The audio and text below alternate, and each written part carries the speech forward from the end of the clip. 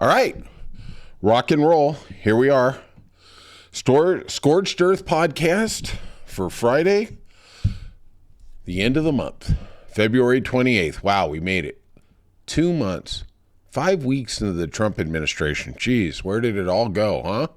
I hope you've been having a good week. It's been a good week for me too. I'll tell you, Southern California, it's been spectacular. We're in the middle of winter. Every day's been 80 degrees and sunny. It is unbelievable. And if you live somewhere where it's cold and snowy, do not come out here. We have Bigfoot walking the street. We have polar bears. They are very scary. No. So if you could, I'm your host, John. Hit that subscribe and like button. It means a lot to us. Leave some comments. I've been a little reticent on the comments this week. Super producer Stacy's been under the weather, and she is the brains of this operation. Literally, when have you ever seen when the chicken gets its head cut off? It may be alive, but it doesn't function, it doesn't think. That's exactly this podcast with super producer Stacy. Stacy, get well. We need you, the world needs you, and the squirrel needs you. All right? So, a little thing I observed today. I went to Costco, got some supplies, no eggs. I asked the guy in there, he said, no, we haven't had eggs all day. And it's the first time, they had put a limit of, I believe, 3 packages, not 3 dozen. I think some of their packages exceed a dozen eggs, but they had a 3 package. And he said that they were out of them all day. He didn't know if they were going to get them in tomorrow. I think that this bird flu, this problem, this avian bird flu is becoming a real problem. And I keep seeing from biologists and authorities that culling is the only way to really make sure. They can do tests on the birds to see if they have this flu. And basically what happens with this flu, it kind of like seems to rot them from the inside out. And you don't know until it's too late. And, one can infect 100. Literally because of their excrement, feces, whatever you want to call it. And I don't really know. I mean, it's a good thing they're cutting the CDC. They're cutting the agriculture department. It's a good thing we're getting rid of those people because they wouldn't be able to help us at all with this pandemic.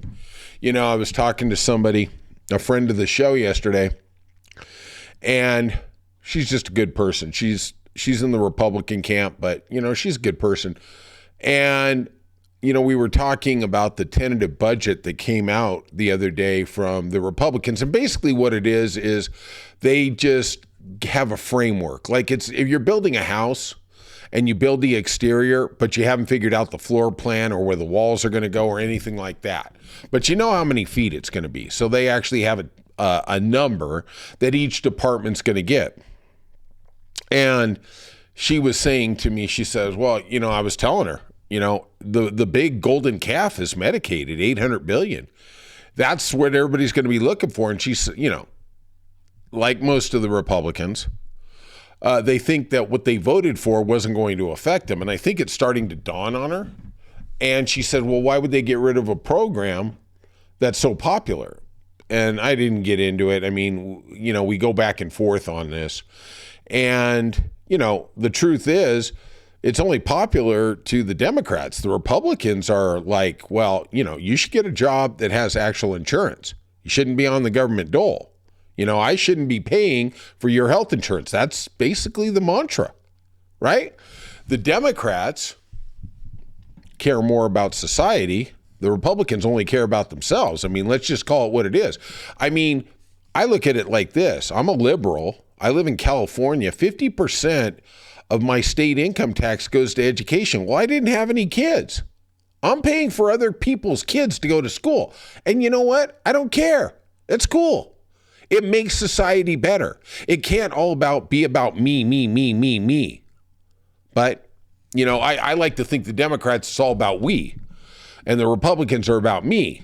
I guess that's the difference of what's going on. So hopefully you haven't had a shortage of eggs out there. It's amazing in the year 2025, with all the technology we have, that we're this vulnerable. And then we have an administration that literally wants to burn everything to the ground. And remember this, it's easier to burn down a house than it is to build one. We have an amazing infrastructure, but if you want to cut all the staff, you want to get rid of everybody, all right. I can't wait to see that next congressional, race in 26, for the House. I'm telling you, man, it's going to be like the Harlem Globetrotters when they used to play that Washington Generals team and the score would be like 100-20. I'm telling you, you're going to see an onslaught. You are going to see some serious devastation to the Republican Party. But, we still got to get there. That's 1 3/4 years away. We're counting the days, my friends. We're counting the days. So the top story in the news today we're going to go with is President Trump said he and the UK Prime Minister, Keir Starmer, discussed steps to achieve a ceasefire in the White House yesterday. Zelensky comes into the White House today. Good luck there, man. Talk about some testicle torture. It's not going to go well for that guy. He meets Trump and then signs the minerals deal / extortion deal / blackmail deal. Okay? Trump has been hammering this for weeks now, actually a year, that they need to pay us back.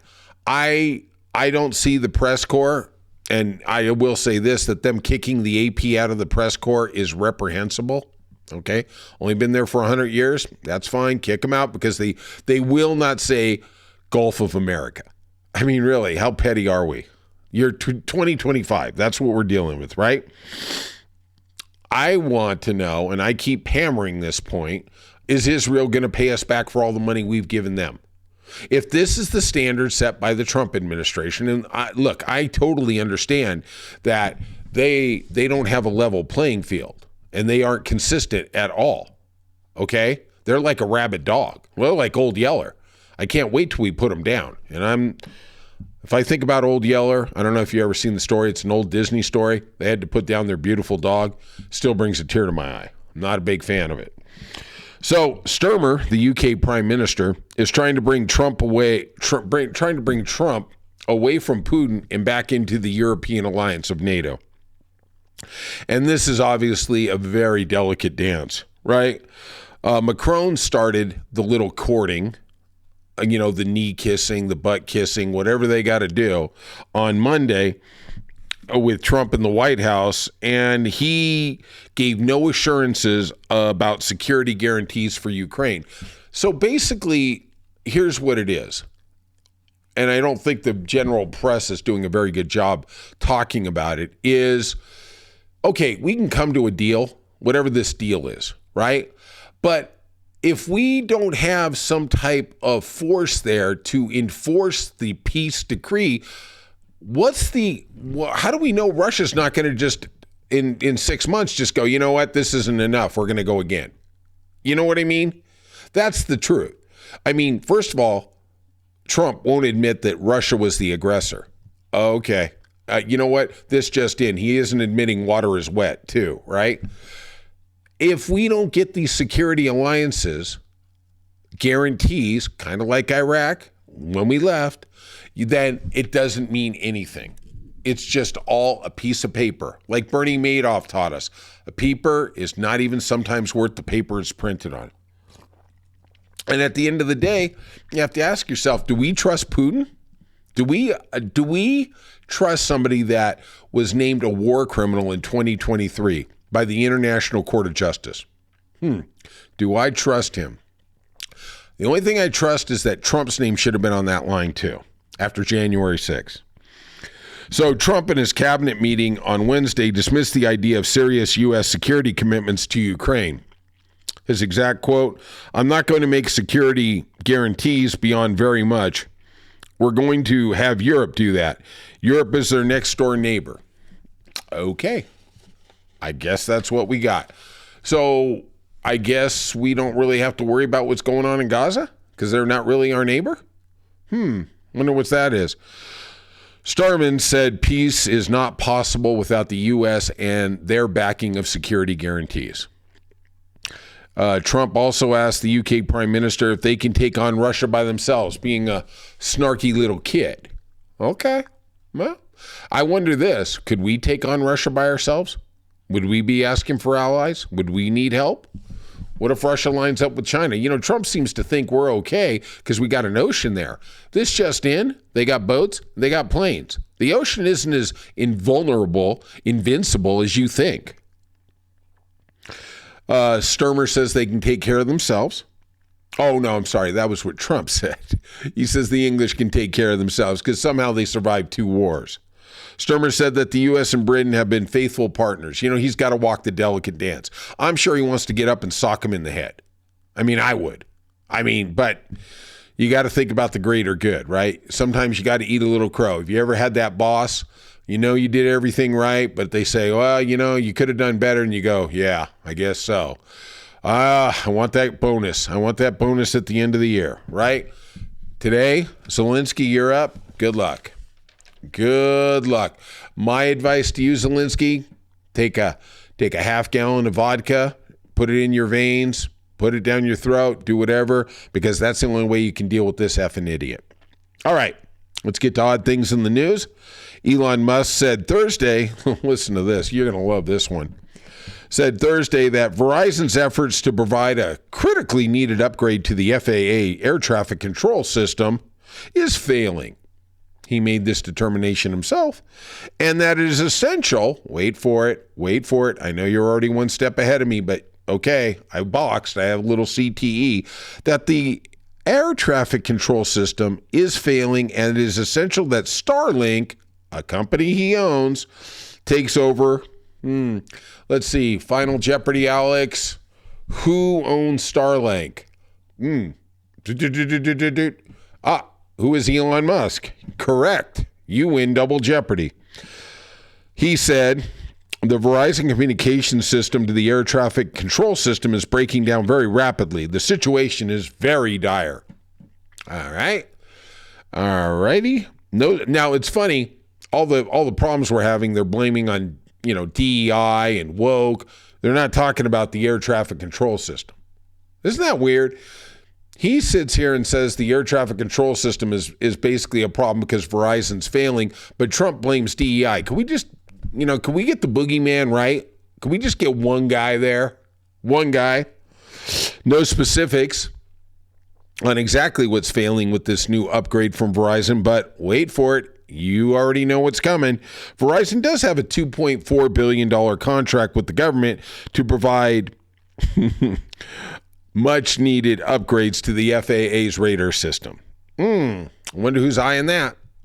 I don't know if you caught my little thing about how much money Elon Musk has made off the federal government in the last 20 years, and especially the last 5 years. Yep, quite a bit. Oh, I think he has contracts in the next 2 years for $111 billion. Yeah, sure he has nothing to worry about there, right? Earlier this week, the FAA confirmed it is testing 3 Starlink terminals. Wonder how they got a hold of those. Musk said the shipment was done, quote unquote, on an emergency basis to restore air traffic control connectivity. If I vaguely remember, Verizon contributed to Project 2025. Look what you got. Look what you got there. All right. Going to go on to some other things in the news. Jobless claims spike. Who saw that coming after the government purge? First-time applicants this week for unemployment benefits rose more than expected. Last week showing cracks in America's solid labor market.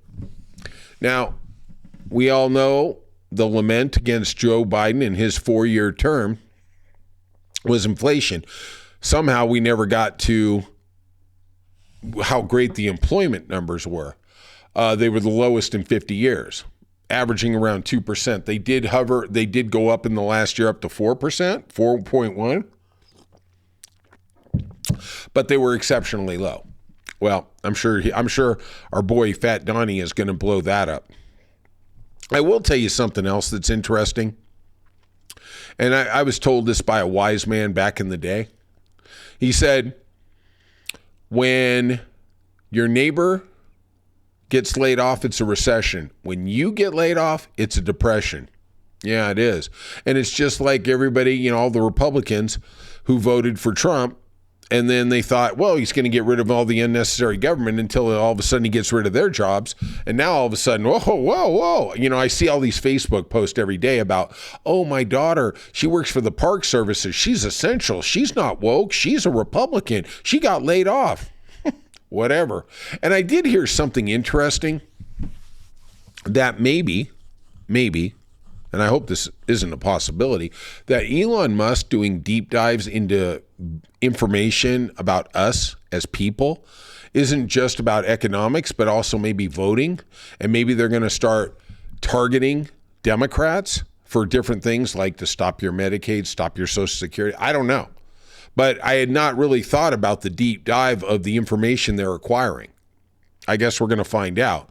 But it does seem, think about it. What if they were so nefarious, which I don't put past them, they said, we're going to target people that we're going to cut from Medicaid and social benefits 65-35, Democrat to Republican. Because let me tell you something. You cut it, you're not going to vote for the Democrat again.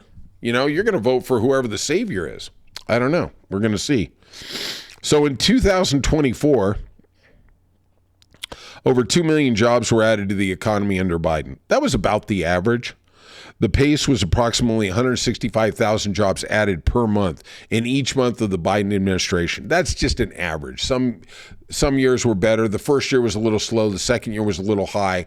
Third, fourth year kind of evened out.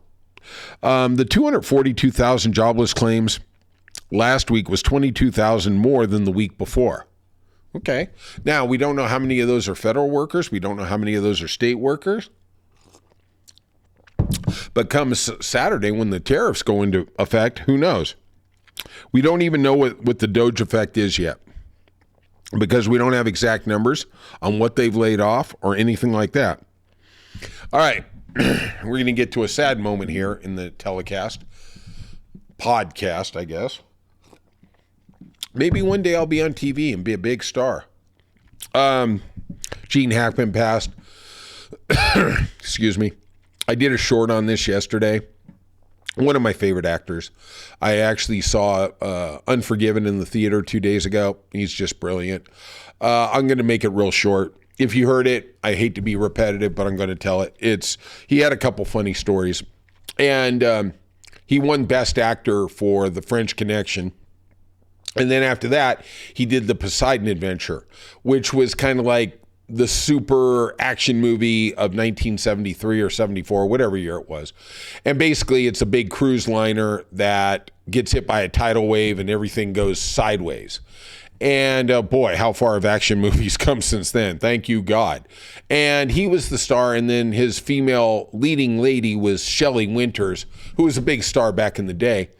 And he had a comment about her. He said, Shelley Winters is the only person I know who can argue with you underwater. All right. You can tell Gene and her got along real well. And then I heard another story about that set, and they had extras on there. And basically, because of budgetary restrictions, they made the extras do their own stunts. All right. They didn't care. So there was this one extra, I don't remember his name, and his stunt was to fall backwards through the glass ceiling of a dome. Okay. And it was spectacular. The shot was just bloody spectacular. But he was getting worried coming up to the day, and he didn't want to say anything because they knew they'd get rid of him, right? So the day finally comes. They practice for a couple days, and then the day comes. He's going to fall 30 feet through this glass. And it's not like now with CGI, man. This is all real. They're all doing this for sure. And so he's getting ready and he's getting nervous, and he looks over and he sees Gene Hackman. Gene Hackman's there with a camera, and he goes, Gene, it's your day off. What are you doing here? And he goes, I came to take a picture of you dying. Oh, Gene, I wish I could have seen you at a cocktail party. God bless you. All right. Continuing, we're going to have another thing here, and this is a dour situation. Yesterday, California was ravaged by wildfires. I I think all of us here pretty much understand it's because of climate change, because of the increased weather, because of lack of rain, because the root system gets drier, because the vegetation gets drier. It's harder to control what goes on. It's basically an inferno, a blast furnace, if you will, when vegetation starts catching on fire because the core has no moisture to slow down the acceleration. Okay? Trees, bushes, whatever, especially trees. Trees are like Duralogs, okay, because they're so dry in the middle. So yesterday, State Farm put out that they estimate that them alone are on the hook for $7.6 billion in the LA wildfires, just their losses, just theirs. This is just one insurance company, right? Now, this is a first-hand look of what the impact financially in one place of climate change. Now, State Farm is scheduled to meet with California Department of Insurance Commissioner Ricardo Lara to ask for emergency rate increases in California. Yeah. Now, here's what the rate increases they're going to ask for. Now, the commissioner has to grant them because we are in a liberal mecca. They just can't arbitrarily just put in them. 22% increase for homeowners, 15% increase for renters, 15% increase for condos, 38% for rental dwellings. Wow. That's going to really help the rental market. And like I've talked about on previous podcasts, and I don't know what this answer is, and I'm sure the government's going to figure something out like they have in California for their fire fund and in Florida for their hurricane fund, where basically insurers won't insure a large segment of the population, their houses, for these certain natural disasters. But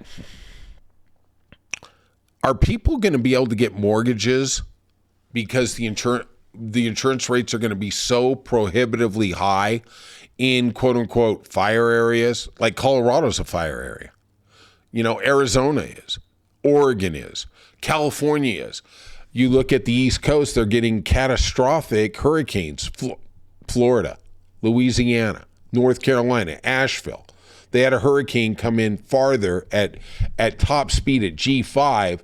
The farthest a hurricane had ever come in off the ocean, which the warm water in the ocean is basically the gas for the hurricane. The farthest it had ever been at level 5, which I believe is over 125 miles an hour, was 75 miles inland. The one that hit last year in Asheville, North Carolina, was 300 miles. So they still don't understand how it had so much juice and so much energy. Okay, fine. When you have places that have never been touched, Hurricane Harvey hit Houston, never seen that before, right? I'm getting tired of hearing the 1 in 100 year hurricane, right? Well, how are these people going to get insurance? I mean, I know it's easy to sit there and go, the insurance is the bad guy, blah, blah, blah. Okay, I get it. I'm not going to argue that. But you look at State Farm last year, okay? They made $3 billion. That's a very tidy sum. Don't get me wrong. But if they've got to pay out 7.6 alone for the Los Angeles wildfires that happened this year, that economic model doesn't work. At some point, they're just going to say, we got to pull the plug. And that's the carrot. That's the stick in the carrot, right? And I don't know what that is. And you can't get a mortgage if you don't have home insurance. I just don't know what the answer is there. But I think this is going to be a serious issue in the upcoming years because that's not the last big natural disaster we're going to have this year. We're going to have other ones. They're going to be in Republican states. And then we're going to see what happens then. All right. We're at the end of the podcast. I appreciate you listening. I love y'all. You know that. Hit the like and subscribe button. Hit the comment button. Wish Stacy well. Tell her to get healthy. We need her. I need her. I really need her. I should go in the comment section and just say we miss you, Stacy, and the squirrel feeding. All right.